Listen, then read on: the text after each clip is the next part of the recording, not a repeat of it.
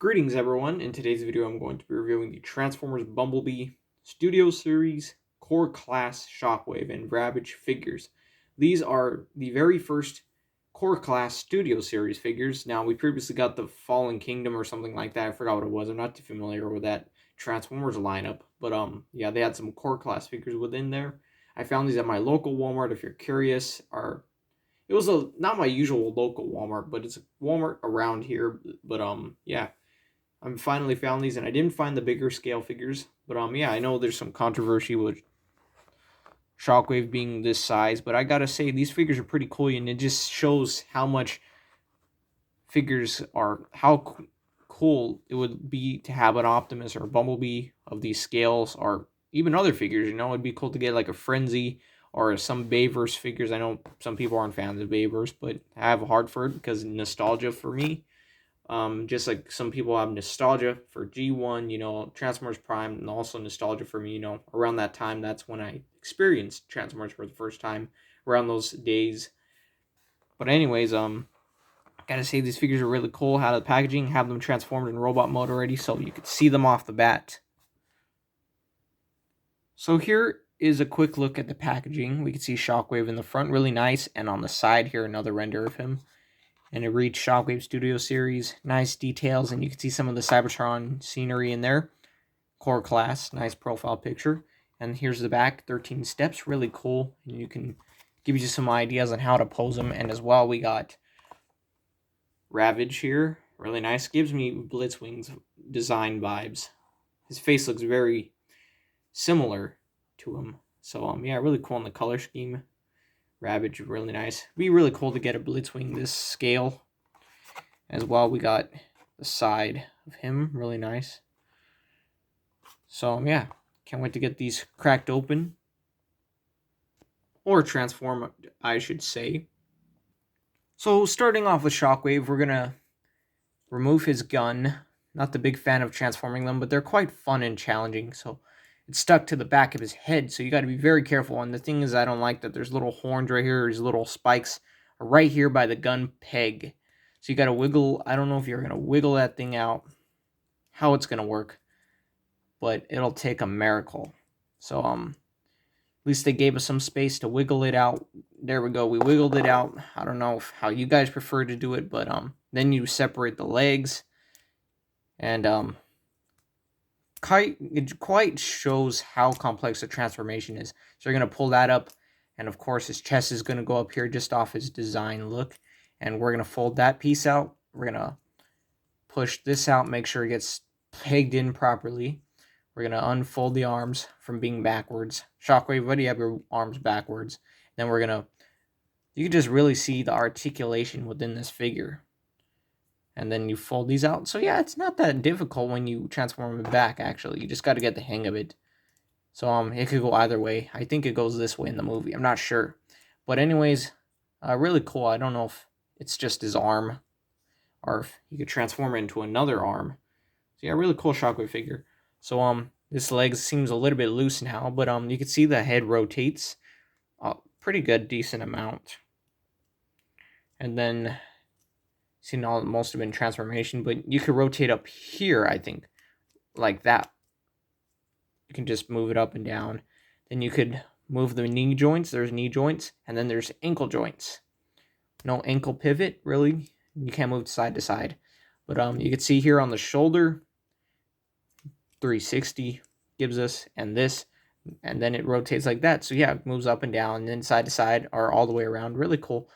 And the gun doesn't do anything. But yeah, that's all mostly for Shockwave. So yeah, really cool figure. I'm shocked that I found this figure. Moving on to Ravage, we see he has his guns already there, so we're going to take those off. You can leave them on or off. I think in the transformation for the combiner mode, when you put him in Soundwave's chest, hopefully I didn't say Soundwave for him. I mixed the two up sometimes when I'm talking. But yeah, that's Shockwave.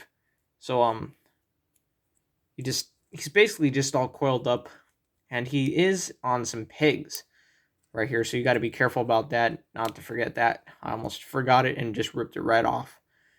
So yeah, you just unpeg those, you unfold the head, then you basically, oh yeah, then you take off this piece. I forgot about this piece. We don't want to lose that piece. So then you just fold the feet out like that. They were kind of backwards.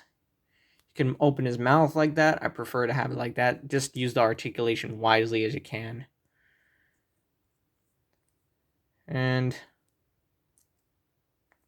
let's see what else we're missing here. Well, I'll figure this out momentarily.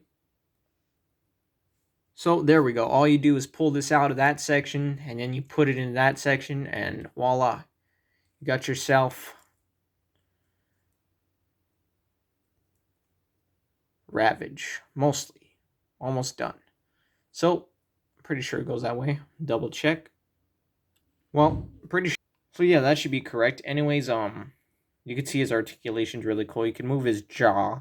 You can even move his head up and down. Super up and down. Then you can rotate. He has a lot of articulation. You can make some weird poses with him. Oh, sorry about that. But yeah, a lot of articulation. Same for every joint in the legs. Every joint has that on every side. So yeah, nice tail as well. You do want to plug in the guns, and kind of similar to Revenge of the Fallen. Except these guns are smaller, I believe, but you plug them into the sides of the pegs, and then you plug in this one, the big one. Pretty sure not at the top. It goes on the bottom, actually. I don't remember that in the movie. And you put this piece at the top. Hopefully that was in the camera, but you get the idea. Really cool figure. So yeah, they're both the figures looking fantastic. And I'll show them in their packaging really quick if I can. So here they are in their original packaging. I know it's not the original way, but they look really cool still. I did make an error on another video. I forgot to transform them, so yeah, that's why I started off with transformation in this video, so I don't forget. So yeah, really cool. So here are the figures looking fantastic with their backdrops. Now I did notice that these are the same. I thought there was a way to puzzle them together, but nope, they're the same backdrop, just different color tone to them. So here they are next to in comparison with my Transformers Prime Beast Hunters Cyberburst Commander Class Optimus Prime figure custom, and as well my custom Transformers Prime Predacons Rising Megatron Unicron, or Megatron or Unicron possessing Megatron's body, or Galvatron. It's a controversy. So yeah, it doesn't really matter to me, the name. It's just a cool design overall.